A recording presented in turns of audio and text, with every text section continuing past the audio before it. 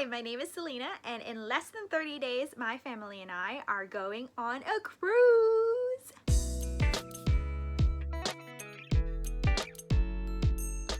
So for those that have never been on a cruise before, I decided to create a little video of what to expect. I've divided it into 3 categories. First is prior to boarding the ship. The second category is things to consider when you're packing, and then finally is what to expect after and when you're on the actual cruise. So a little bit of background of our cruise that we will be taking. We will be with Norwegian Cruise Line. It seems to be one of the best cruise lines out there, so I'm personally very excited and I cannot wait to get on board. We will be doing a 7-day cruise, so a week cruise in the Mediterranean, starting from Barcelona and then going to the coast of Italy, the coast of France, and then finally back to Spain.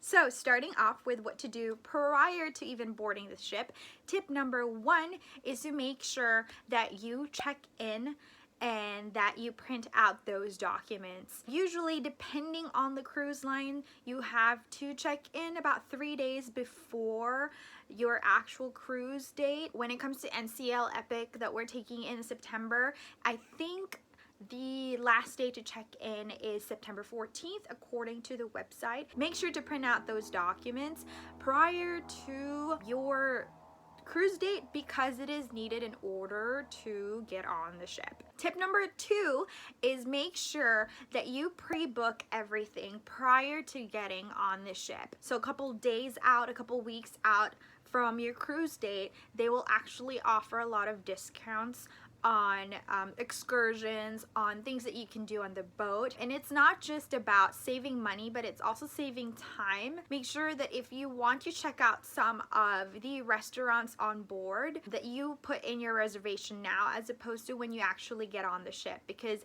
more likely than not it's going to get packed really easily, and also it's to save you time and frustration so that you can enjoy your vacation much more. And my third and final tip for this category is to make sure that you bring some sort of petty cash. Every day you do get charged automatically in your room for gratuity. However, say you go to a bar and you order a drink, it's nice to have like $1-2 bills to hand off as a tip. So carrying petty cash on board is really helpful and very much advisable. So we're gonna go ahead and move on to category number 2, which is some tips in regards to packing. Tip number 1, when you are packing, always check the rules, and it depends based on the cruise line that you are in. For example, in Norwegian Cruise Line, some of the things that they don't allow on board is a steamer.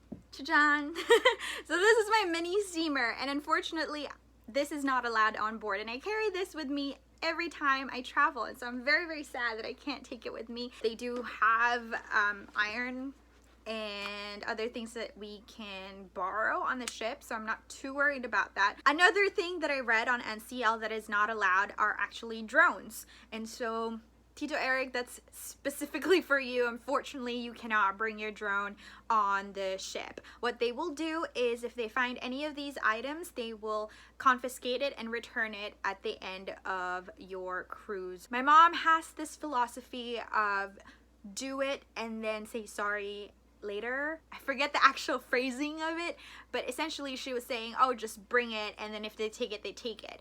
But then in my philosophy is that you just put in something in your suitcase that's already very limited that you can't even bring on board, and so might as well not bring it. If you know that it is banned and it's not allowed from that specific cruise line, then don't bring it at all, because I think it's a waste of space. So again, make sure that before you board and before you even packed, check out the prohibited items. And again, every cruise line is different, so make sure that you're making a note of that. Our second tip when it comes to packing is try not to overpack. I know when I first started traveling, I was very much an overpacker because you get so excited and you want a lot of options, but actually psychologically, there's a study done that the more options we have, the less likely we will choose something.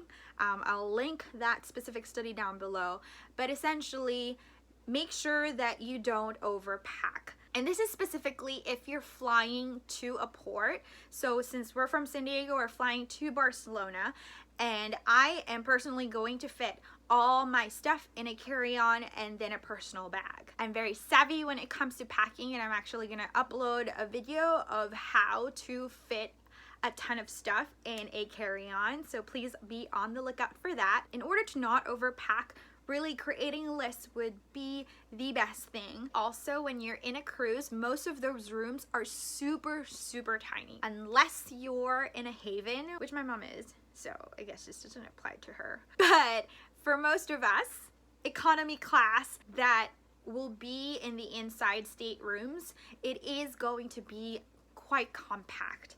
And I'll link a video down below in some of the examples that I've seen online of what those staterooms look like. Personally, for me, especially when you're going to Europe, it is such a hassle to have so many things. For example, I know my mom, they will be going to Paris after the cruise. Traveling in Europe with a lot of luggage is going to be such a pain because most of their pavements are super duper old. They could be cobblestones. And so if you're lugging that luggage, it's gonna be very frustrating.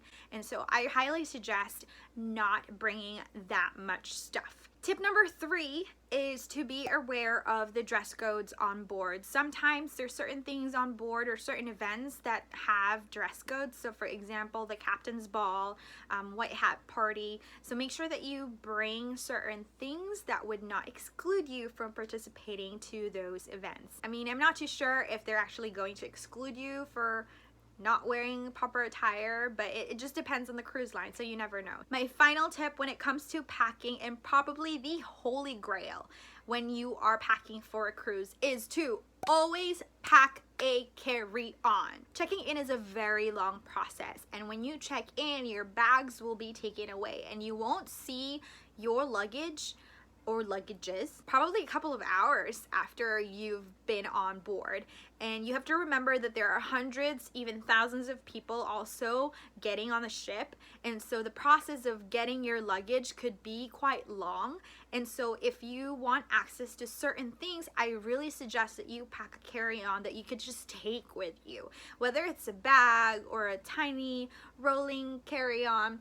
It's nice to have access to things that you might need. Say that you were sweating all day and you want a change of clothes, pack that in your carry-on so that you won't get worried and you won't have to wait for your luggages to actually be taken to your room. All right, now we are on our 3rd category. What happens when you're actually on board? Tip number 1, when you are on board, make sure that you turn your phone into airplane mode. This applies when you're just traveling abroad in general.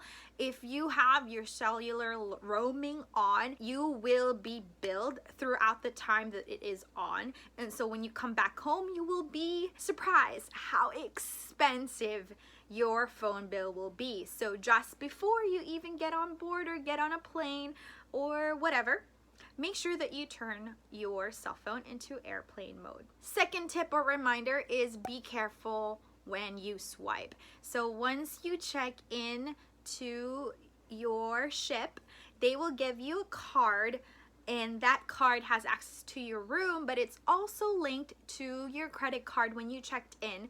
And so every time you swipe that card, it gets automatically charged to you, and at the end of your trip you will get a long statement of bill of things that you have purchased while you are on board.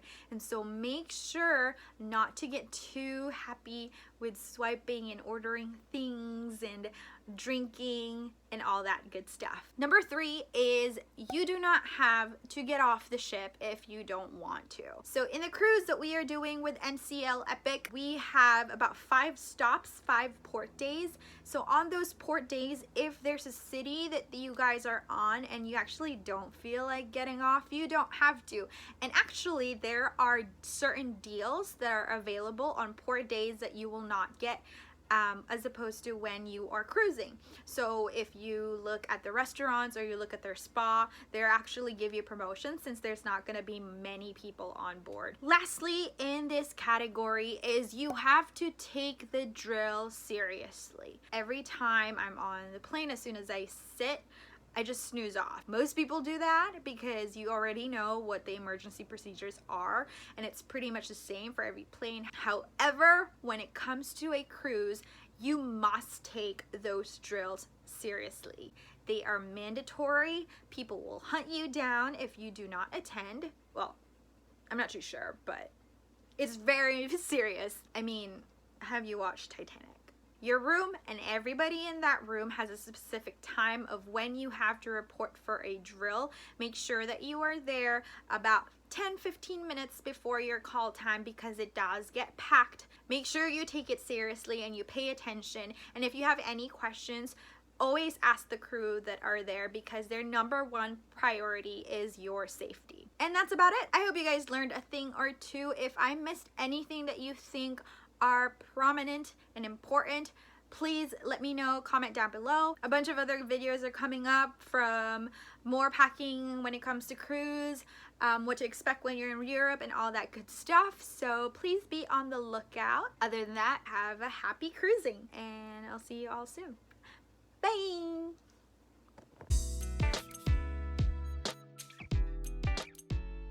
It's not going to be a speedy process because there are thousands of people also checking in to the ship.